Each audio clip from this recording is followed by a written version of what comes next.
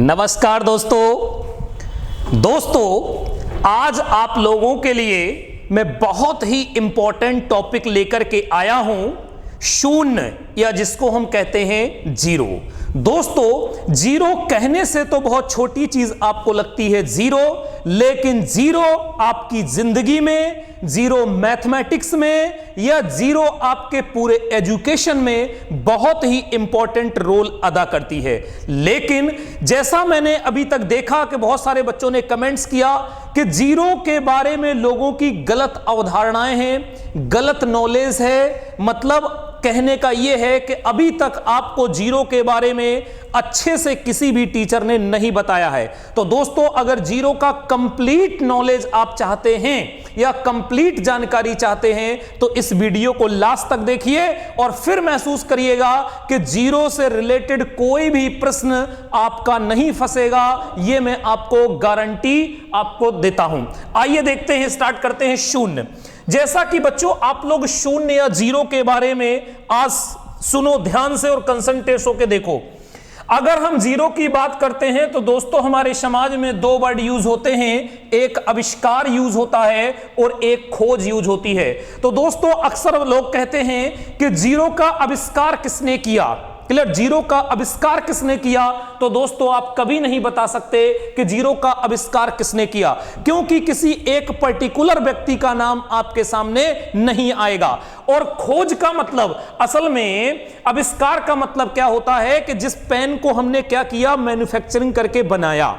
और खोज का मतलब है कि जीरो की खोज किसने की, ये आप सवाल का उत्तर दे सकते हैं। जीरो की खोज, खोज का मतलब होता है दोस्तों कि वो चीज प्रकृति में पहले से उपस्थित हो, उसको खोज करके हम समाज के सामने ला दें, वही होती है खोज। कहने का मतलब, खोजने का मतलब होता है कि वो चीज पहले से प्रकृति में थी। क्लियर? वो चीज पहले से प्रकृति में थी, उसको हम क्या किए हैं, खोज करके समाज के सामने प्रेजेंट किया या उसको रखा, उसे कहते हैं खोज। तो दोस्तों जीरो की खोज आप बता सकते हो, लेकिन आप आविष्कार नहीं बता सकते। क्यों नहीं बता सकते? थोड़ा सा चर्चा करते हैं 1 मिनट के लिए। दोस्तों जीरो का आविष्कार लाखों साल पहले, क्लियर, लाखों साल पहले माना जाता है। जैसा कि आपने युगों के बारे में सुना होगा, सतयुग, कलयुग, द्वापर, त्रेता, है ना, बहुत सारे युग आपने सुने। तो अगर दोस्तों हम बात करें कि लाखों साल पहले, तो जो जीरो का आविष्कार होता है वो कब होता है? कलयुग में माना जाता है। जीरो की जो खोज हुई है वो कब हुई है? कलयुग में। कब हुई है? ध्यान से देखना दोस्तों, कलयुग में, क्योंकि आर्यभट्ट का पैदा हुए थे कलयुग में। क्लियर? आर्यभट्ट कलयुग में थे। और अगर हम बात करें कि इसके पहले क्या जीरो नहीं थी, तो इसके पहले जीरो लोग मानते हैं। दोस्तों कब मानते हैं? अगर हम रावण के 10 सिर किसने गिन के बता दिए, एक क्वेश्चन है आपके सामने कि रावण के 10 सिर थे, ये किसने गिन के बता दिया कि रावण के 10 सिर थे? क्यों? क्योंकि रावण का जो युग था वो त्रेता युग था। क्लियर? वो त्रेता युग था, इसका मतलब है त्रेता युग में रहा होगा। क्लियर? फिर दोस्तों अगर हम बात करें कि बौद्ध काल की, तो बौद्ध काल में भी जो बौद्ध थे वो क्या करते थे, पहेलियों को बुझाने के लिए, समझाने के लिए, क्लियर, वो भी जीरो का यूज करते थे या शून्य का यूज करते थे। क्लियर? लेकिन उसका नाम जीरो नहीं था। फिर दोस्तों अक्सर आपने सुना होगा कि जीरो हमारी भारतीय संस्कृति में व्यवस्थित थी या प्रेजेंट थी। अब भारतीय संस्कृति हमारी कितनी पुरानी है, उठा करके देखो, लाखों साल पहले, 200-250 साल पहले की बात है। क्लियर? अब हम अगर बात करें कि अक्सर आपने सुना होगा कि जीरो का आविष्कार चाणक्य ने किया। कुछ लोग कहते हैं, कुछ किताबों में लिखा हुआ है। दोस्तों चाणक्य कब थे? क्लियर? वो चाणक्य जब यूज करते थे तो उसका नाम जीरो नहीं होता था। चाणक्य जब जीरो का यूज करते थे तो जहां पर वो अपना अध्याय बंद करते थे वहां पर इस तरीके से पॉइंट लगा देते थे। क्लियर? पॉइंट लगा देते थे ताकि कल से जब वो पढ़ना शुरू करें तो वहीं से वो स्टार्ट करें। वो यूज करते थे जीरो उस समय, क्योंकि जो तक्षशिला यूनिवर्सिटी में बुक्स मिली जिसको चाणक्य पढ़ा करते थे, क्लियर, उसमें जीरो का जिक्र हुआ नहीं था, बट जीरो वहां पर अवेलेबल थी। क्लियर। इसलिए तो दोस्तों कहने का मतलब यह है कि इस धारणा में अगर आप पढ़ोगे, क्लियर, तो तक्षशिला यूनिवर्सिटी में भी इसका यूज किया करते थे लोग। तो आज के बाद आपको खोज पर विशेष ध्यान नहीं देना, क्योंकि आप खोज नहीं बता सकते, क्लियर। खोज की एग्जैक्ट जानकारी कभी किसी को नहीं है और ना किसी किताब में दी गई है। अब हम चर्चा करते हैं अपने मुद्दे पे, ठीक है। तो देखना ध्यान से, खोज पूछेगा तो अलग बात है और आविष्कार पूछेगा तो अलग बात है। अब क्या था कि दोस्तों जीरो की खोज किसने की? तो जीरो की खोज की है आर्यभट्ट ने। जीरो की खोज किसने की है दोस्तों? आर्यभट्ट ने। आर कब थे? कलयुग में आर थे, क्लियर। आर्यभट्ट कलयुग में थे और आर्यभट्ट ने की, तो आर्यभट्ट ने कब की? 5वीं शताब्दी में। इस समय कौन सी चल रही है? 21वीं शताब्दी चल रही है, क्लियर। लेकिन जीरो की खोज आर्यभट्ट ने कब की? 5वीं शताब्दी में की, क्लियर। और आर्यभट्ट थे कहां के? आर्यभट्ट दोस्तों इंडिया के थे या भारत के थे? भारत में कहां के थे? बिहार। और बिहार में कहां के थे? पटना, क्लियर। बिहार में कहां के? पटना। तो इतने प्रश्न को आपको याद रखना है कि जीरो की खोज किसने की थी? जीरो की खोज दोस्तों आर्यभट्ट ने की। और किस शताब्दी में की? तो दोस्तों 5वीं शताब्दी में थी। वो युग कौन सा था? कलयुग था, क्लियर। कलयुग था।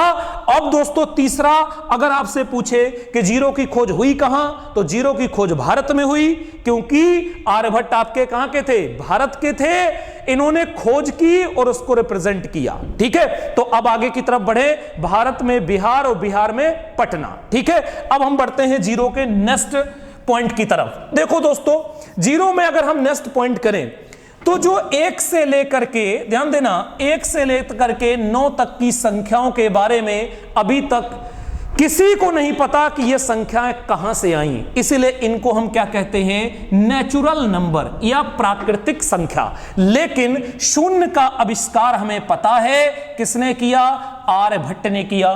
तो जब शून्य मिली तो ये हमारी क्या बन गई?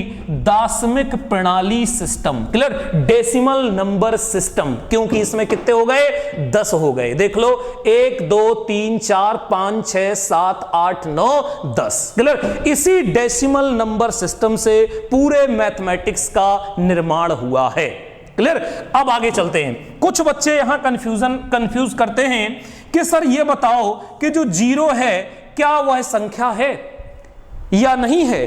कई किताबों में मैंने देखा वहां पे स्पष्ट हेडिंग में लिखा हुआ है कि जीरो एक संख्या नहीं है या जीरो संख्या नहीं है, क्लियर। ये देखिए, मैं एक बुक अभी देख रहा हूं, नाम नहीं लूंगा, ठीक है, उसमें लिखा हुआ है। तो जीरो क्या है? जीरो एक संख्या है, बट जीरो एक संख्या है, बट जीरो काउंटिंग नंबर नहीं है, क्लियर। जीरो एक काउंटिंग नंबर नहीं है। ये 2 पॉइंट ध्यान से सुनिएगा। जीरो एक संख्या है लेकिन जीरो एक काउंटिंग नंबर नहीं है। कहने का मतलब यह है दोस्तों कि जीरो अकेले कुछ नहीं कर सकती। अगर जीरो ऐसे रखी है, जीरो अकेले कुछ नहीं कर सकती जब तक ये किसी संख्या के या काउंटिंग नंबर के आगे पीछे ऊपर नीचे यूज नहीं होगी, क्लियर। ऊपर नीचे आगे पीछे कहीं भी जब तक ये काउंटिंग नंबर के आगे पीछे ऊपर नीचे, क्लियर, यानी कि प्लस माइनस भाग गुणा जब तक नहीं करोगे तब तक जीरो हमारी क्या है? यूजलेस है। जीरो का कोई भी मतलब नहीं है, क्लियर। क्या हो जाएगी? Not countable. इसको आप काउंट नहीं कर सकते, ठीक है। काउंटेबल, ये काउंटेबल नंबर नहीं है। 2 पॉइंट एकदम क्लियर हो गया, समझ में आ गया सही बच्चों के। जीरो तब तक कुछ नहीं कर सकती जब तक ये किसी के आगे पीछे ऊपर नीचे ना लगे, तब तक जीरो का कोई रोल नहीं है, ठीक है भाई। चलें आगे की तरफ। तो ये पॉइंट समझ में आ गया। जैसे एक क्वेश्चन देखो है, ये क्वेश्चन एग्जाम में भी पूछा जाता है। क्या है क्वेश्चन बच्चों?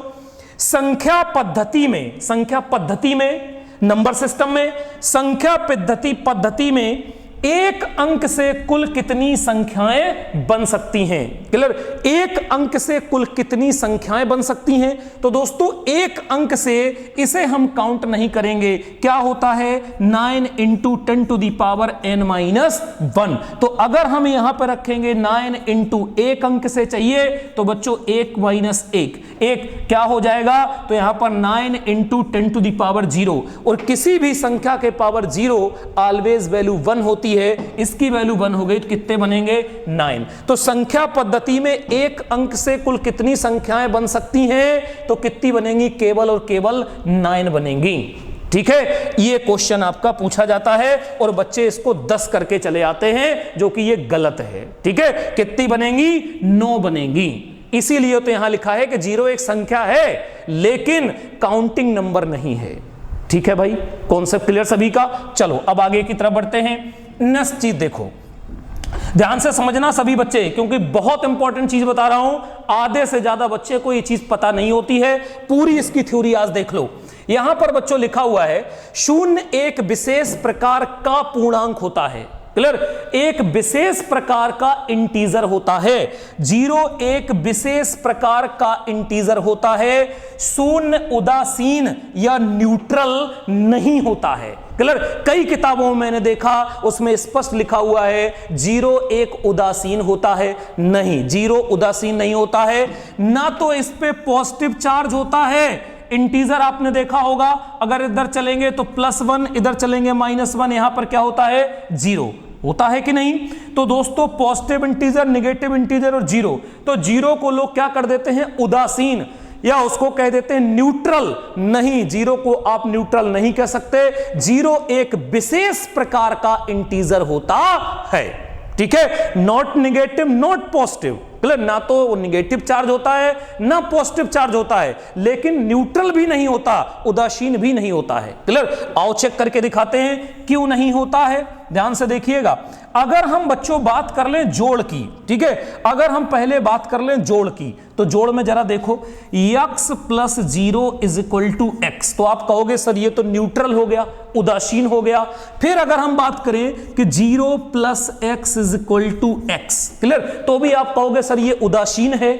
ठीक है, देख लेते हैं कैसे उदासीन है। अब यहां आ जाओ, अगर हम यहां पे बात कर लें कि x - 0 = x but 0 - x = -x, तो कहां से उदासीन हुआ भैया? बताओ जरा, कहां से उदासीन होगा? क्योंकि यहां पर वैल्यू -x आ गई। राइट? अब आ जाओ, थोड़ा सा आगे हम और चलेंगे, इसको थोड़ा सा मेट दें। ठीक है बच्चों, देखो मिटते नहीं, यहीं पे आ जाओ। अब हमने जोड़ कर दिया। अब देखो जोड़ की बात हो गई और घटाने की भी बात हो गई। 2 चीजें हो गई, हमने जोड़ भी देख लिया और हमने घटाना भी देख लिया। अब हम गुणे की बात कर लें तो बच्चों अगर हम कर दें x × 0 = क्या हो जाएगा? 0, क्योंकि 0 को किसी भी संख्या से गुणा करोगे ऑलवेज 0 ही आंसर देगा। क्लियर? फिर हम कर दें 0 × x = तो भी बच्चों क्या होगा? 0 होगा। समझ में आ गया?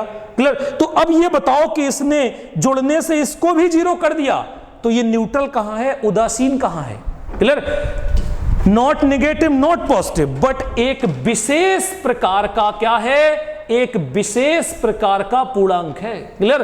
एक विशेष प्रकार का पूर्णांक है। अब हम बात करेंगे डिवीजन पे। क्लियर? तो इसको सभी बच्चे देख लें, नोट कर लें जल्दी से। अब हम बात करेंगे डिवीजन पे। ठीक है, चलो मैं दूसरा ले रहा हूं। अब हम बात करेंगे डिवीजन पे, तो ध्यान से देखना। डिवीजन का मतलब क्या होगा? अगर बच्चों हम बात करें डिवीजन पे, तो यहां पर 0/x, क्लियर, तो वैल्यू कितनी हो जाएगी बेटा? 0। अगर हम बात करें यहीं पे x/0, तो वैल्यू हमारी कितनी हो जाएगी? इनफाइनाइट, या इनफाइनाइट को हम क्या बोलते हैं? अनडिफाइंड। क्या बोलते हैं? अनडिफाइंड। क्लियर? इसे डिफाइंड नहीं किया जा सकता। ठीक है भाई, दोनों चीज को समझ लो, ये हो गया और ये हो गया। एक तीसरी चीज हम आपको और बता दे रहे हैं, ध्यान देना। 0/0 = अगर 0/0 हो गया तो ये भी क्या होगा? इनफाइनाइट, या इसको हम क्या कर सकते हैं? अनडिफाइंड। नोट कर लीजिए, इसको हम क्या लिख सकते हैं? अनडिफाइंड। ठीक है भाई, अनडिफाइंड, इंफिनिटी हटा दो, चाहे क्या हो जाएगा? सीधे एक वर्ड में लिख लो, अपरिभाषित, या इसे क्या कर सकते हैं? अनडिफाइंड, अपरिभाषित। नोट कर लो, ये तीन चीजें विशेष प्रकार की हैं। क्लियर? कभी भी किसी भी संख्या को यदि 0 से भाग दोगे, वैल्यू का मान अनंत हो जाएगा या अनडिफाइंड, डिफाइंड नहीं कर पाओगे। राइट? अब जरा ध्यान से सुनना, फिर से देखो क्या है। अगर इसी चीज को हम बदलना चाहें बच्चों तो क्या करेंगे?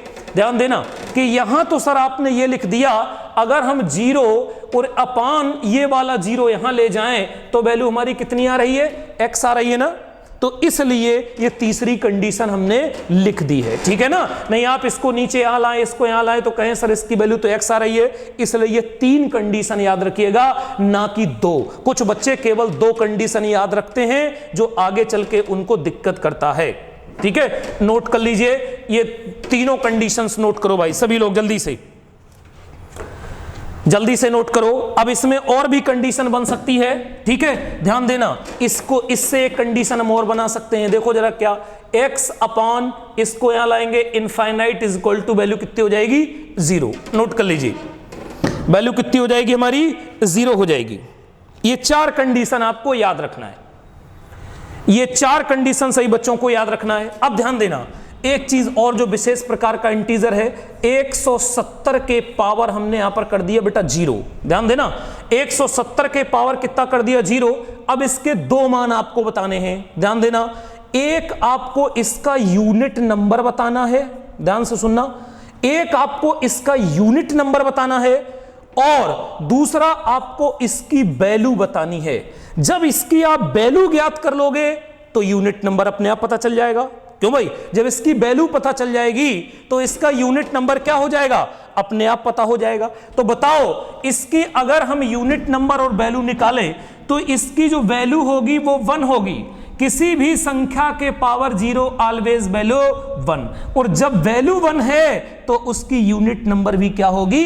1 होगी। नोट कर लीजिए, इसीलिए हमने आपको बताया है कि 0 एक विशेष प्रकार का इंटीजर होता है। क्लियर? इस चीज को ध्यान से सुन लो, क्योंकि बहुत सारे बच्चे इसको गलत करके आते हैं कि 170 के पावर 0 तो उसका यूनिट नंबर क्या होगा? लोग 0 बता देते हैं, जो कि गलत है। क्लियर? और 170 के पावर उसकी वैल्यू, उसका मान क्या होगा? तो उसका मान 1 होगा, मान भी 1 होगा और यूनिट नंबर, इकाई अंक भी 1 होगा। याद कर लो अच्छे से। क्लियर? इसीलिए कह रहा हूं विशेष प्रकार का इंटीजर होता है। आगे की तरफ बढ़ा जाए, चलिए अब देखते हैं घात के टर्म में। आपने जोड़ गुणा घटाना देखा, अब हम देखते हैं घात। बच्चों घात क्या है? ध्यान से सुनना। हमारी घात क्या होता है? जब कोई संख्या उसके ऊपर चढ़ी होती है तो ये ऊपर वाली घात होती है, नीचे वाली आधार होती है। आधार होती है, बेस होती है। ध्यान देना, कहने का मतलब है कि राशियां मैथमेटिक्स में 2 होती हैं, एक चर राशि और एक अचर राशि, वेरिएबल एंड कांस्टेंट, 2 राशियां होती हैं। अब ध्यान देना, चाहे वो संख्या वेरिएबल हो या हो कांस्टेंट, क्लियर, किसी भी संख्या के पावर 0 ऑलवेज वैल्यू होती है बच्चों 1, चाहे वो संख्या वेरिएबल हो या वो संख्या हो कांस्टेंट। क्लियर? दोनों में वैल्यू क्या हो जाएगी? 1। इसको बहुत ध्यान से आप लोग समझ लें। x के पावर 0 वैल्यू होगी 1, कोई कह देता है y के पावर 0 वैल्यू होगी 1, चाहे वो वेरिएबल हो या हो कांस्टेंट, वैल्यू ऑलवेज क्या होगी? 1। इसे याद कर लो, मैथमेटिक्स का रूल है। इसे हम प्रूफ भी कर सकते हैं, लेकिन प्रूफ करेंगे तो समय लगेगा। क्लियर? बस याद कर लीजिए। दूसरी चीज, एक पॉइंट इसमें आपको और याद रखना है। वो तीसरा पॉइंट क्या है? ध्यान देना, शून्य की घात कुछ भी हो, ध्यान देना, 0 की पावर कुछ भी हो, शून्य की घात कुछ भी हो, बट क्या हो? शून्य ना हो। याद करना, क्लियर? शून्य की घात कुछ भी हो, बस शून्य ना हो, मान सदैव शून्य होगा। कहने का मतलब बच्चों यह है कि शून्य के पावर चाहे वो संख्या वेरिएबल हो XYZ या हो कांस्टेंट, ऑलवेज वैल्यू क्या होगी? 0 होगी। ठीक है भाई, क्लियर है? शून्य के पावर चाहे ऊपर संख्या वेरिएबल हो या कांस्टेंट, वैल्यू का मान सदैव होगा 0। लेकिन एक चीज याद रखना है, शून्य ना हो, यानी कि शून्य के पावर 0 है तो वैल्यू हमारी क्या हो जाएगी? अनडिफाइंड हो जाएगी। ये 3 चीजें भी बच्चों आप लोगों को याद रख लेना है। ठीक है, तीन चीजें याद रखना है, किसी भी संख्या के पावर 0 ऑलवेज वैल्यू 1, चाहे वो वेरिएबल हो या कांस्टेंट। दूसरा, शून्य की घात कुछ भी हो, शून्य की पावर कुछ भी हो, चाहे वो वेरिएबल हो या हो कांस्टेंट, बट शून्य नहीं होना चाहिए। क्लियर? अगर शून्य है तो वैल्यू कितनी आएगी? शून्य। लेकिन अगर शून्य के पावर शून्य है तो वैल्यू कितनी हो जाएगी? अनडिफाइंड हो जाएगी। क्लियर हो गया सभी को? इसे भी बहुत ध्यान से समझ लीजिए। आगे की तरफ बढ़े। देखो बच्चों, शून्य में अगर हम बात करें कि शून्य का, अगर शून्य का वर्ग देखें, क्लियर, शून्य का वर्ग, अभी मैंने आपको दिखाया कि शून्य का अगर वर्ग करोगे, शून्य के पावर कुछ भी हो, चाहे वेरिएबल या कांस्टेंट, वैल्यू, इसको बेटा क्या लिख सकते हो? 0 इंटू 0, और 0 इंटू 0 अगर हम करेंगे तो वैल्यू कितनी हो जाएगी? 0। क्लियर? अभी बताया हूं जस्ट कि शून्य के पावर कुछ भी हो, वैल्यू क्या हो जाएगी? अगर यहां पर शून्य के पावर 3 हो तो भी क्या होगा? 0। यदि शून्य के पावर 4 हो तो भी क्या होगा? 0। क्लियर हो गया सभी का? एक कंडीशन सभी के समझ में आ गई। अब हमने वर्ग देखा, अब हम 0 का देख लेते हैं वर्गमूल। अगर 0 का हम वर्गमूल कर दें या 0 का हम वर्गमूल कर दें, तो 0 का वर्गमूल करोगे तो वैल्यू कितनी होगी? 0। क्योंकि 0 के पावर, बोलो इसको क्या लिख सकते हैं? 1/2। तो 0 के पावर कुछ भी हो बट 0 ना हो, वैल्यू कितनी हो जाएगी? 0। अभी ऊपर पढ़ाया हूं जस्ट, कॉन्सेप्ट क्लियर? अगर घन है तो 0 के पावर क्यूब तो भी वैल्यू होगी 0।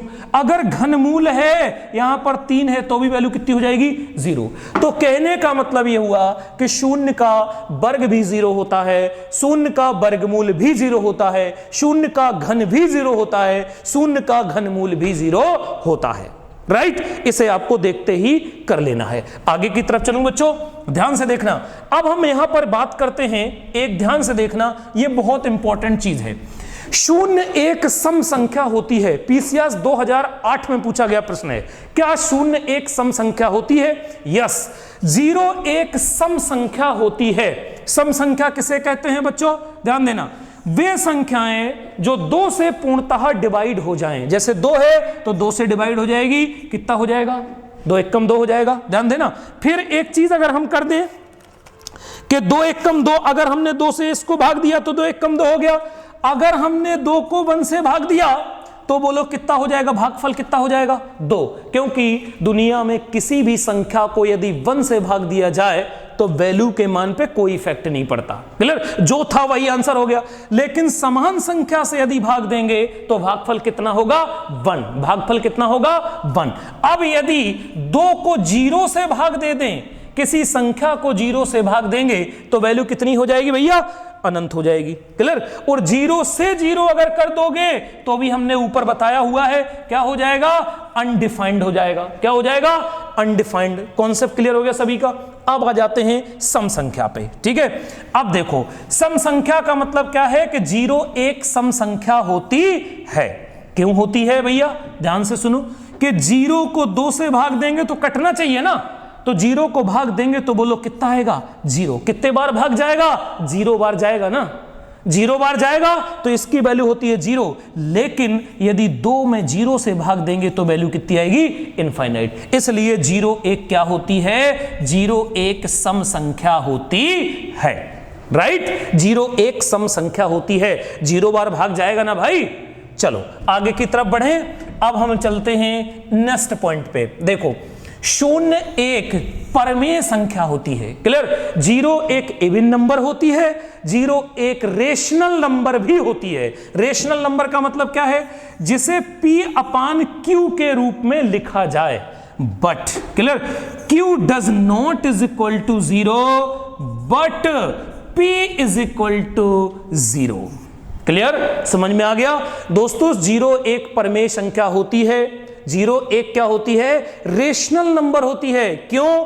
अगर 0 लिखा हुआ है तो 0 के नीचे वाली संख्या 0 नहीं होना चाहिए। अगर नीचे वाली संख्या 0 हो गई तो ये वैल्यू हो गई अनडिफाइंड। क्लियर? नीचे वाली P का मान 0 हो सकता है बट Q का मान 0 नहीं हो सकता। इसलिए P का वैल्यू क्या हो गई? 0 एक क्या हो गई? 0/1 लिख सकते हो कि नहीं? तो P/Q यानी कि this is a rational number. 0 एक परमेय संख्या होती है। कंडीशन देख लो, जिसे P/Q में रूप में लिखा जाए।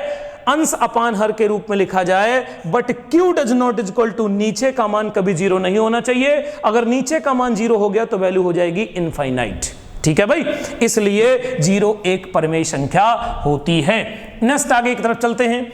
एक चीज और समझो सभी बच्चे, यहां पर देखो क्या दिया गया है, किसी भी संख्या के आगे कितनी भी शून्य लगा दी जाए वैल्यू के मान पे कोई इफेक्ट नहीं पड़ता, लेकिन मैथमेटिक्स में आपके बहुत सारे रुके हुए काम हो जाते हैं या चल जाते हैं। जैसे देखो, अगर हमने यहां पर लिखा हुआ है 5, क्लियर, अक्सर आपने बैंक में देखा होगा या कहीं ऐसा कॉलम देखा होगा, जब कुछ नई संख्या बचती है तो आगे जीरो लगा दो। इसके आगे अगर हम 3 जीरो लगा दें तो भी इसका वैल्यू बच्चों 5 ही होगा।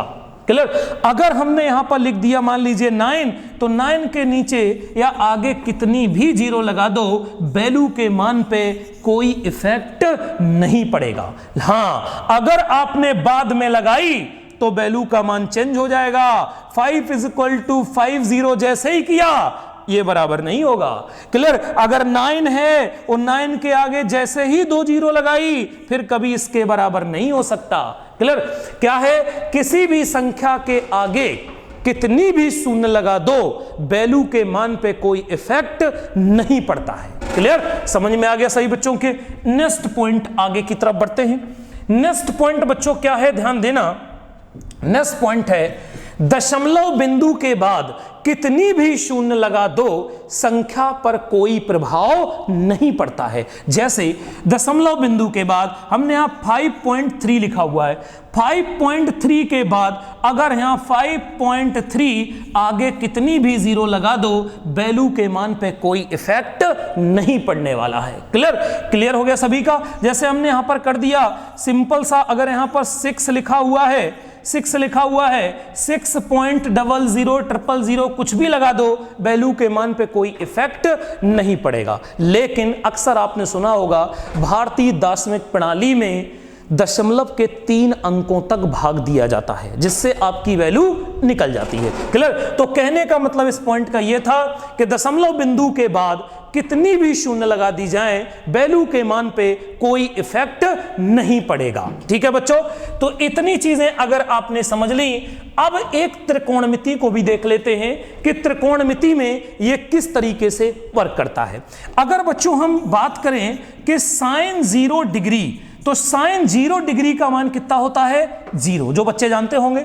अगर हम बात करें कि कॉस 0 डिग्री का मान कितना होता, तो कॉस 0 डिग्री का वैल्यू होता है दोस्तों 1। अब हम बात करें कि tan 0 डिग्री की वैल्यू कितनी होती है, तो tan में क्या होता है भाई, साइन अपान tan होता है। किसी संख्या को देंगे तो वैल्यू कितनी हो जाएगी, 0 हो जाएगी। क्लियर हो गया सभी को। तो ये आपके त्रिकोणमिति पर भी कैसे यूज होगा। तो उम्मीद करता हूं दोस्तों आप लोगों से कि आप लोगों ने इस चीज को बहुत बेखूबी से समझ लिया होगा। क्लियर, यदि अभी भी जीरो से रिलेटेड कोई क्वेश्चन आपके जहन में है, क्लियर, जीरो से रिलेटेड अगर कोई भी क्वेश्चन आपके पास है तो बच्चों इस कमेंट्स के नीचे इसमें कमेंट्स करिए उस क्वेश्चन को। मैं वादा कर रहा हूं कि उस क्वेश्चन को आप तक अवश्य पहुंचाऊंगा। बस आपका एक कर्तव्य है, उसको आप करिए। अगर अभी तक आपने चैनल को सब्सक्राइब नहीं किया है तो कृपया करके सब्सक्राइब कर लें, जिससे आपको मैथ और रीजनिंग एकदम से हलवा लगने लगेगी। क्लियर, मैथ और रीजनिंग आप मेरे ऊपर छोड़ दो और सारे सब्जेक्ट देखो, मैथ रीजनिंग में आपको सिखा के रहूंगा, मतलब सिखा के रहूंगा। क्लियर दोस्तों, लाइक करना मत भूलिए। और अगर आपको लगता है कि नॉलेजेबल वीडियो है तो अपने सगे संबंधी, रिश्तेदार, मित्रों को, सभी को बच्चों सेंड कर दीजिए। तो फिर मिलते हैं, तब तक के लिए bye bye, good night, take care, thank you सभी बच्चों को।